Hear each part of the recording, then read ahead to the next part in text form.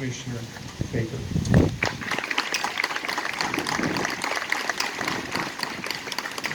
Thank you, Mark. Mayor Porter, Mayor Shelton, Putnam County, City of Cookeville, thank you for coming today to remember, to reflect, to honor those who gave their all. I want to say to our Gold Star families that are here, we salute your loved one's sacrifice. We mourn their loss with you, and as long as that flag flies, we will never forget what they've done for all of us who are here today to enjoy that freedom that they preserved. When you think about those who gave it all, you have to think about where they came from. They didn't come from wealth. They wasn't seeking fame. Some were called, some were drafted, but they all paid the same ultimate price for freedom. It's not a lighthearted subject. It's very heavy. It's very weighty.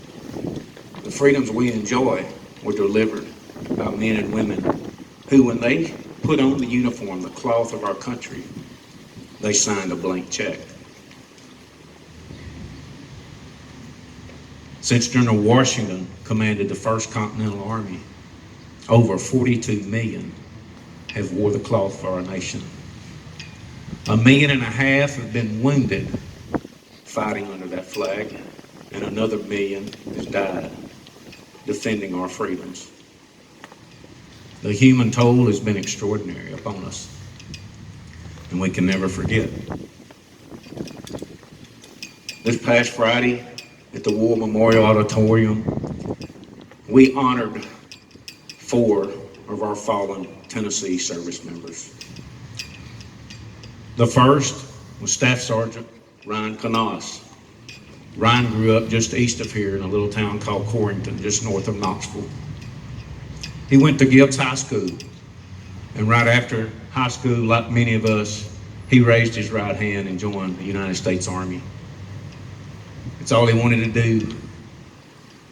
Ryan fell last August as we evacuated from Afghanistan at the young age of 23 years old. Our other 3 service members had been gone for many, many decades. In fact, Paul E. Saylor, who was just down the road here in Ray County, and Claude White from over in West Tennessee in a little town called Yorkville. They were both Navy men. They were both on the USS Oklahoma. They were both on the ship the morning that they were surprise attacked at Pearl Harbor, and they both went down with the ship. Their remains could not be identified. So for nearly 80 years, they laid in the interned remains at the Punch Bowl in Hawaii. Due to the forensics we now have, they were both recovered in the last 1.5 years, and they both were brought back to their Tennessee home to be laid to rest. Our other member was Warren G. Harding DeVault, a young man from Dayton, Tennessee, also a U.S. Army member, but he fell in the Hurtgen Forest just 6 months before the war in Europe ended.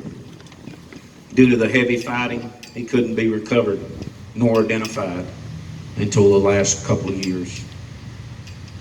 What does that say about our nation? It says no matter where you're at or where you fall, we're never going to stop trying to bring you home. So it took us nearly 80 years, but 3 of those Tennesseans that laid on foreign soil for nearly 80 years are now back home.